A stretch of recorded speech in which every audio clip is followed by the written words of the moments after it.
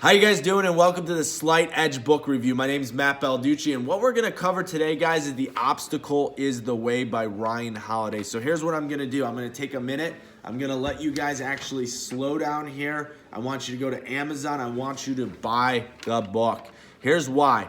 Books change lives, and this book is one of those books. It's called a QUAKE book, and the funny part about that is Ryan Holiday talks about QUAKE books in his book. What a QUAKE book is, guys, is simple. It's a book that rocks you. It quakes you like an earthquake. It basically makes you want to be better.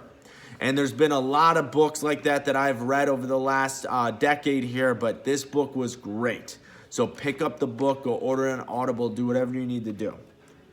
Now, if you haven't been following my book reviews, I want to explain really quick why I'm making these book reviews once a week. One is I'm reading 60 books in 2018. If you haven't been following, I have book reviews at this point on The Power of Habit, 7 Habits of Highly Effective People. I also have a book review on Mindset by Carol Dweck.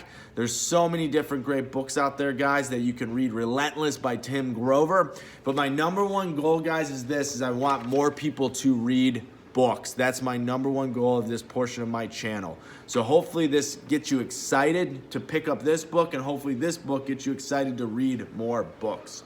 Okay, so let's dive in. If you don't know who the author Ryan Holiday is, I highly recommend right now you Google him. Okay, check him out. Here's the deal. He dropped out of college at 19 years old, which is ballsy in itself, and became the director of marketing for American Apparel, which is crazy. At 19 years old, he was probably making $250,000 a year, which again, money's not everything, but again, that's pretty impressive. And then since becoming successful, he's ran a couple other businesses, have been a part of a lot of different companies, but the coolest part is he's written 5 different top-selling, best-selling books before he was 30 years old. So this book he actually wrote when he was 26, 27 years old, which is crazy because that's 3 years ago for me. I'm 30 right now, and it is an unbelievable mature book. I can't believe he's that mature at his age. There's a lot of people out there that aren't as mature as he is in their 50s. So here's one of the things also to know about Ryan Holiday is he's a modern-day Stoic. So if you don't know what Stoicism is, look it up. A lot of people think Stoics are really peaceful and they don't cause any trouble or anything like that. And what Ryan Holiday talks about in this book, guys, is that he explains that Stoics don't have to be that way. And actually what he explains is that Stoics put together action and problem solving, but they do it in a calm and even keel way. And they never get too excited and they never get too down, right? And that's a super successful key to many successful people is they don't get too excited. They don't ride the roller coaster ride of success and failure like most people do. So let's dive into my top 3 takeaways. So takeaway number 1, which was one of my favorite parts of this book, it's called the Ben Franklin effect. And so Ryan explains in the book, he tells a quick story about Ben Franklin, and I'll give you the story. So Ben Franklin, right, has a rival. And obviously Ben at this time in his career is a politician, and he's trying to get a bill passed in politics, okay, which can be pretty hard if you ever watch the show House of Cards. And you need to do a lot of politics behind the scenes to get it done. And what you actually discovered and what Ben discovered was he had a rival who was going to basically stop this bill from getting passed, and he needed to get this guy on his team. So what did Ben do? He went over to his rival's house, knocked on his door. And he said, I forget the exact rival's name, but basically he asked him to borrow his most prized possession, which was a book, okay? And so the guy gave it to him. I don't know why. I don't even think he knew why. And he gave it to him, and Ben took it home, didn't even read it, just held on to it for 2 weeks. And 2 weeks later, he returned that book to his rival. And here's what ended up happening is his rival had to justify why he gave Ben Franklin his most prized possession, especially when they essentially were rivals.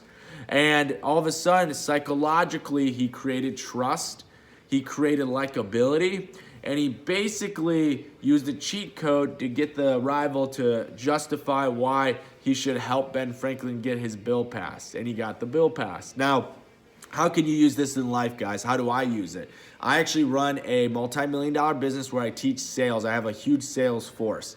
And my sales group, I teach this skill. And actually, before I read this book, I didn't know exactly what to describe it as. I used to just call it that if you ask somebody for something, they eventually are going to continuously give you things if you keep asking for them, right? And sometimes people don't have the balls to ask. Now, here's what I do when I meet with clients. I always ask to either use their bathroom, or I always ask guys to grab a cup of water or a coffee, or sometimes I ask for food. And what my goal is, I want to begin the process of them giving me things, so that way when I get to the end and I want to close the deal, they give me the deal, right? It's insane that it works, but it psychologically works, because what people like to do is when they're giving you something, they have to justify logically, why are they giving you all these different things? This last tip I give people is instead of just asking for a material object like water, coffee, or whatever, you want to ask somebody for advice. So ask them how they got to their success level, or ask them if they can give you tips or whatever it might be. Every client I meet with, I always ask them just an advice question. And again, back to when they start giving you advice, they're actually psychologically getting into the process or the habit of giving you things. And again, when you get to the back end and you're trying to close the deal, hopefully they give you the deal. So that's my first takeaway, guys, the Ben Franklin effect. I'm excited for you to read the story and get all the nitty-gritty details, but it actually is an unbelievable way of looking at life. You can do it in job interviews. You can do it if you're trying to pick up a guy or a girl at the bar, okay? So my second thing that I took from the book here, guys, is pretty simple, and it's actually a really cool quote, okay? It's, you only control how you react to the situation. You don't control the world. So what did he mean by that? I believe that he meant simple is that you control your emotions. So no matter what, when stuff gets thrown at you, I don't care if you're the CEO of Nike or you are a ditch digger, right? Everybody has different things that come their way that suck or is very good. And again, back to Stoicism, it's staying even keel and controlling your emotions. And there's a lot of things throughout the day, guys, especially depending on the day and time of the day, where people come to me. Again, I run a successful business and I'm putting out fires all the time, and I have to control my emotions. When I was a younger businessman, I sucked at it. I was not good. I would get angry. I would let it affect my day. It would cause me to not actually continue doing my other things outside of work. It would ruin my night. And here's the deal. When you learn how to control your emotions, you can actually be more successful, which is really, really cool if you can learn that skill. And again, that's Stoicism. Now, a lot of people think Stoics are the sitting in the room quiet, they're not talking. Here's the deal. You don't have to be. Now, I'm not a Stoic yet. I don't even know if I'm going to go after becoming a Stoic. But I do like the idea of learning how to actually control your emotions. And one of the tips that Ryan Holiday gives in his book is that what you should do is if you get like an email that causes you to get angry, you should take a minute before you reply back. And what I used to do is I'd reply really fast and I would say stupid things in text messages and emails. And what I do now is I actually give myself an hour or two to let it settle, and I go on with my day. And what happens is I get back to that email and I'm actually not as upset, right? Just a quick tip for you guys there. He also writes in there, guys, that philosophy, a lot of people think that philosophy is where you just sit in a room and, you know, I'm gonna, what is this, right? That's not philosophy. Philosophy is actually problem solving. So if you actually read a lot of philosophy, what you're gonna find is that a lot of the books that you're reading from Socrates, Aristotle, Epictetus, Marcus Aurelius, all those different people who wrote all the philosophical things, there's a million of them. They're actually problem solving. They're a lot of the time it's a journal about their life, and most of them are very, very successful people, and they're explaining how they actually, you know, walked through their life and were able to be successful and handle different things that we handle still to this day. A lot of the stuff is still universal. So that's kind of my number 2 takeaway, guys, and I think it's a really cool one, which is controlling your emotions. My third takeaway is the process is more important than the prize. Now, the reason I took most from this one, guys, and the reason I want to leave you with this last takeaway is that a lot of people out there essentially go after the prize, right? They go after their ultimate result. So let's use business, for example. Say this year, my goal is to actually grow my company to over $3 to $4 million. And if all I do is focus on the $3 or $4 million number, what ends up happening, guys, is you never are going to hit your goal. What you actually need to focus on is the process to getting that revenue. So you do need to set the goal, right? There has to be a big goal. You have to have a goal that scares you, all that good stuff. But ultimately, after you set that goal, forget the goal and worry about the process to get the goal. So in my business, what you track and how I understand it and become successful and get to that revenue is that we need to meet with 3,000 clients this year. That's it. It doesn't mean we have to close 3,000 people. We just need to do 3,000 client meetings. That's it. If we do 3,000 client meetings, we're going to do $3 to $4 million. Right? So instead of focusing on the revenue, we need to focus on how do we get more client meetings done? How do we generate that? Now, I want to use a different example. So I'm pursuing a career in bodybuilding right now. Now, if any of you guys are out there looking how to lose weight or anything like that, a lot of the time people set the goal as I want to lose 50 pounds or 20 pounds or 10 pounds or whatever it is. And then they focus too much on that. And what you really need to focus on is what are you eating? What do your workouts look like? How many calories are going out? How many calories are you bringing in? Do you have a calorie deficit? And the crazy part is it's simple mathematics, but most people focus on the number. They don't focus on the calorie deficit, and they don't trust the process. Now, as I'm looking down here at my notes, guys, he explains a story about Nick Saban, the Alabama head coach for the college football team. And again, obviously, if you look up Nick Saban, I think he's 70 or 75 now, and he's one of the most winningest coaches in college history. But not even that, he's won like a ton of national championships, and I wish I had all his stats right now for you guys. You can just Google them. But he coaches, and this is why they're so successful, is they're not trying every game to win the national championship. They're actually focused play by play by play, and they focus on the little things along the way, and eventually it adds up, guys, to your ultimate goal. And that could be in whatever you're trying to do. Right now, I'm making this YouTube channel, and I understand that right now in the beginning phases, I'm not going to have 1 million subscribers. But if I continue to put out content, one, I'm going to get good at it and better.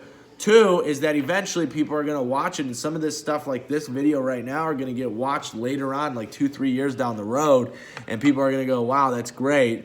And it's just understanding that the process is more important than the result.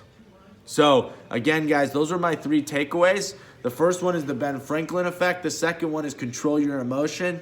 And the third one, which is one of my favorites, is the process is more important than the prize.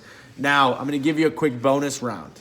Okay, so if you don't know who Marcus Aurelius is, guys, one, the name in itself is badass. Obviously, if you've seen Gladiator, Marcus Aurelius, right? You hear that name.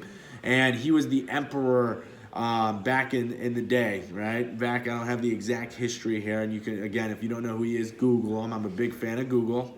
But Marcus Aurelius was the most powerful person in the world when he was 30 years old. So why the heck do we have to wait till we're 70 now? What has changed? Our life expectancy obviously has grown since then, but why aren't we being more successful in our 20s? So this message is for anyone out there that's in their early 20s and doesn't have any kids. Now, kids are not an excuse, guys. I have a 1-year-old at home, and I think that it's actually been why I'm so successful. But ultimately, guys, is this: if you're 20, you have zero excuse. You need to grind it out, guys. You need to freaking work on the weekends. And I'm not telling you not to party or live the top 20s lifestyle. What I'm telling you is that you should be working 80 hours a week. And here's the reason why, is when you get to your 30s and your 40s, your life is going to change. And if you have worked really hard, you can set yourself up like Ryan Holiday did. Do you think that guy has to work if he doesn't want to? I'm sure he's making millions off his books, and he's probably has invested money, and his network is huge, and honestly, he can probably get whatever job he wants. So here's the deal, guys. Read more books. Pick up the book, The Obstacle is the Way by Ryan Holiday. It's below in the notes here. And feel free to click and use my affiliate link that I'm going to add down below. Okay, so again, good luck. I'll talk to you guys later. Tune in to next week when I go over another book for you guys. And I'm excited, and make sure you subscribe. Do me that favor. And each week you'll get a book review. And hopefully this works for you guys, and it gives you a cheat code here, and it gets you excited to go read more books. I'll talk to you soon.